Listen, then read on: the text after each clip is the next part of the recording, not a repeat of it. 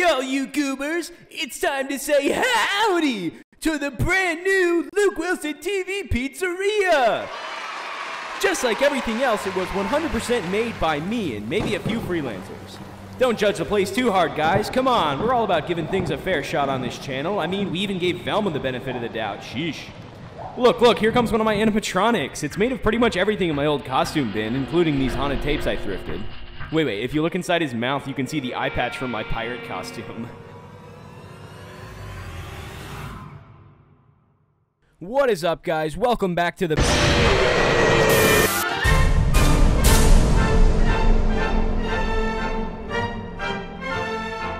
The Five Nights at Freddy's movie finally came out a few weeks ago, and I don't think it was really a big surprise that it just kinda came out. I mean, the reception online has been great, but for anybody who isn't a Five Nights at Freddy's fan, it was just kind of an average horror movie. Or was it? Mario, The Last of Us, they all did a great job bringing their respective games to life, but what other features appeared on the big screen to help elevate these games beyond just their core elements? In other words, what did these movies do for non-gamers? Well, there are certainly a lot of answers to that question, but as far as Five Nights at Freddy's goes, I think that, aside from forts, this movie spent a lot of time building the dreamlike atmosphere of the early 2000s. And despite being a retelling of the first game, it makes a deliberate decision to take place 7 years later. We don't really have a reason for this change in the movie, but through intelligent design and direction, it was able to successfully capture the experiences of myself and many other children from that time period. So turn on that motorized aquarium, set that MP3 player to Justin Timberlake, and let's get into it.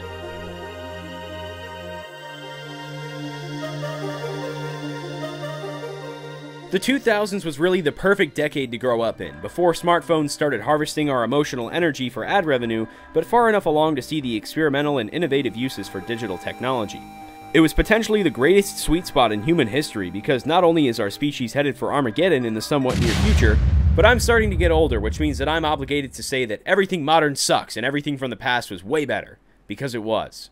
But don't fool yourself, the world back then was still pretty bland. Carpets, clothing, schools, even photos and videos were washed out and desaturated, which stood in stark contrast to the bright colors us kids were seeing in the McDonald's Playland and on the PC. And that brings us to the first topic of today's video, the lost art of kid-focused restaurant experiences, something that the Five Nights at Freddy's movie brings back in its full glory. Not only does the movie take heavy notes from the childhood experiences of us millennials and zoomers, it is literally the story of the first few games told with a more detailed world outside of the pizzeria. A world that not only reflects the vision of creator Scott Cawthon, but makes sense taking place in April of 2000. Instead of looking right at Chuck E. Cheese, where it's safe to say the majority of Five Nights at Freddy's inspiration draws from, let's compare Freddy Fazbear's Pizzeria to some of my own childhood staples. Starting with Olive Garden, who, among many other restaurants, offer coloring sheets for young kids. This is not only a great way to keep them occupied, and more recently off their phones, it can promote branding and marketing by giving customers something cool to take home. And Olive Garden had such an iconic cast of characters, man, I could do a whole video just on them. You got Benny Breadstick, you got Ollie the Olive. Unfortunately, their designs have suffered over the years, straying further from their very iconic appearances, and sadly, the same can be said for McDonald's, who used to pride themselves on birthdays, colorful plastic death mazes, and legitimately cool toys, that would over time be replaced with robot cashiers in whatever this color palette is. But Freddy's Pizzeria resurrects those once cherished traditions with its own cast of characters. I love how you can spot these guys all over the pizzeria, it's all just part of building that immersion. Another perfect example of this was the first teaser they ever put out. If you remember, it was an employee training tape, something that we get to see more of in the movie, and featured prominently in the background is a birthday party. Before they even show us the animatronics, they want us to envision a world where the only thing that matters is pizza and fun. It's so refreshing to see the pizzeria on the big screen, cementing this as an almost timeless experience. That is, going to a place like Freddy's for some games, prizes, and most importantly, some cheesy, greasy, chewy... Wait, what the hell is this?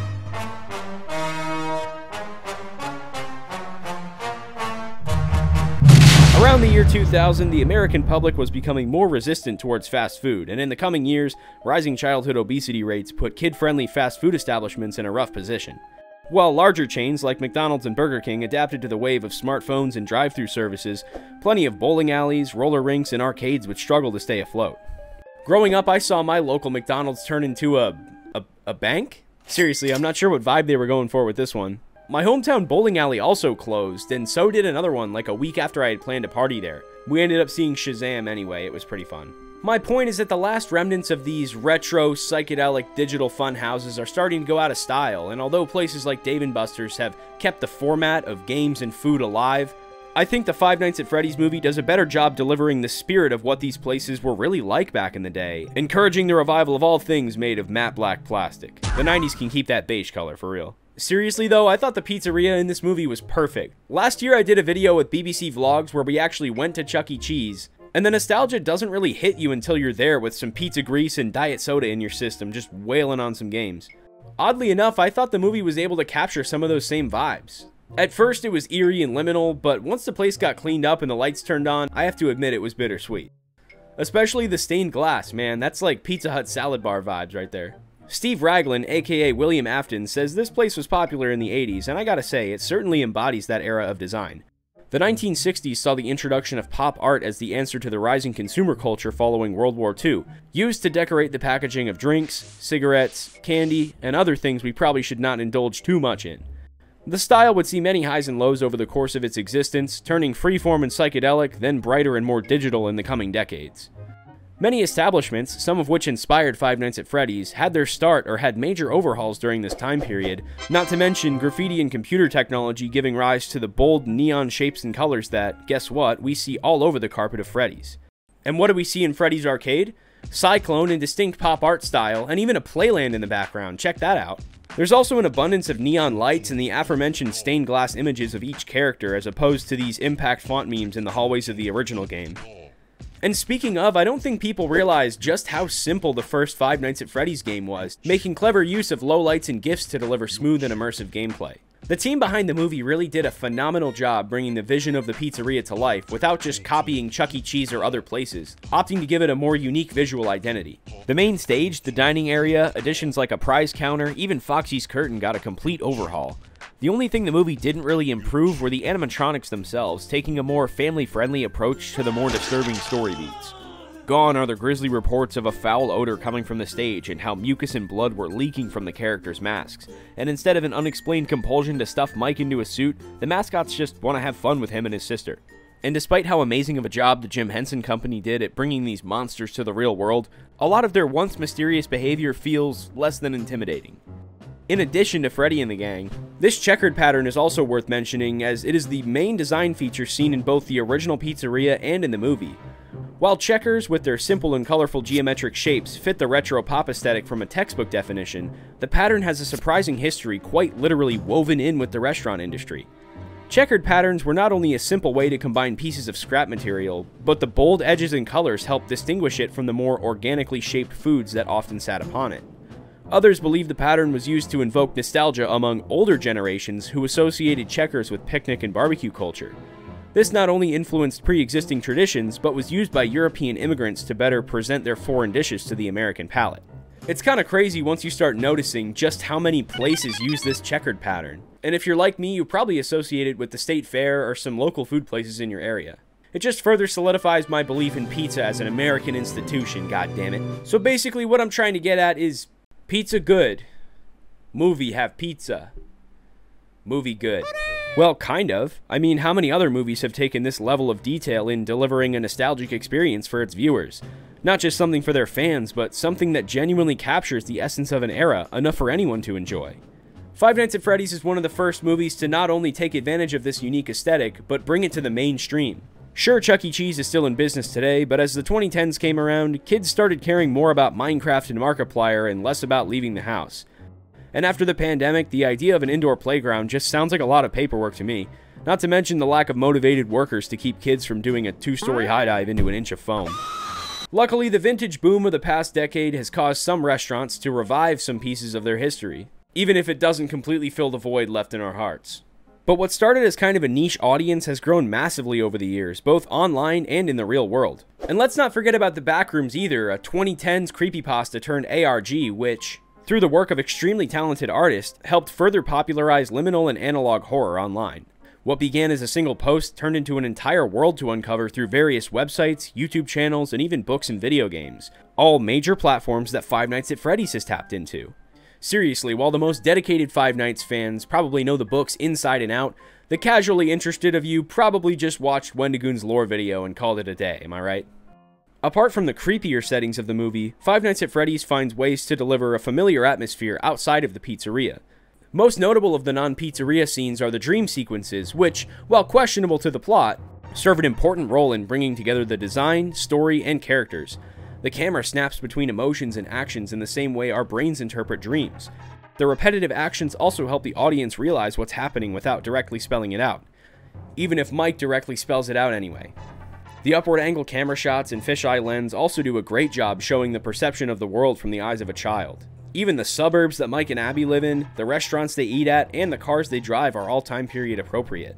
And this forest on the whole should be a huge throwback to any Americans who grew up playing in the woods. It's really the first movie that screams 2000s like Stranger Things screams 80s.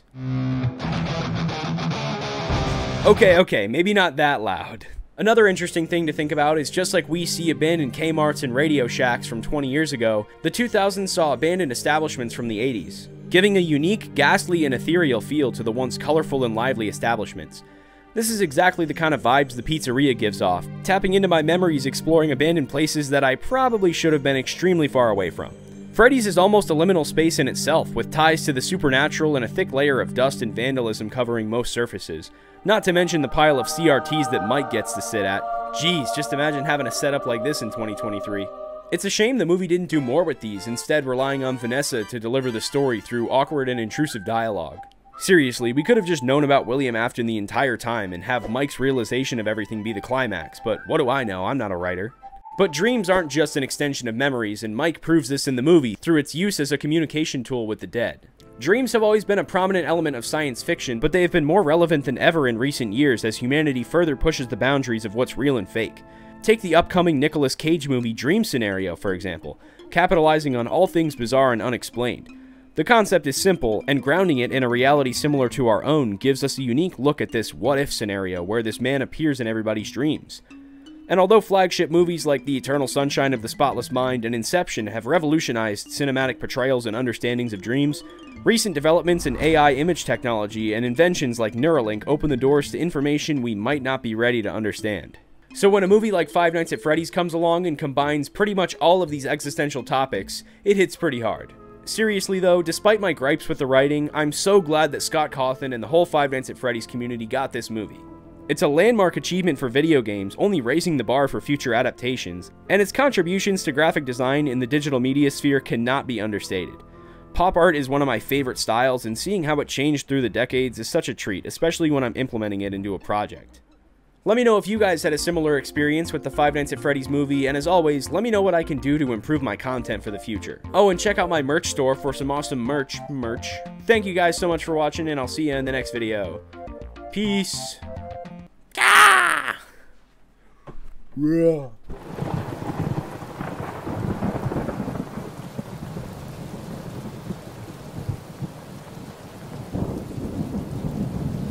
Next time on Luke Wilson TV.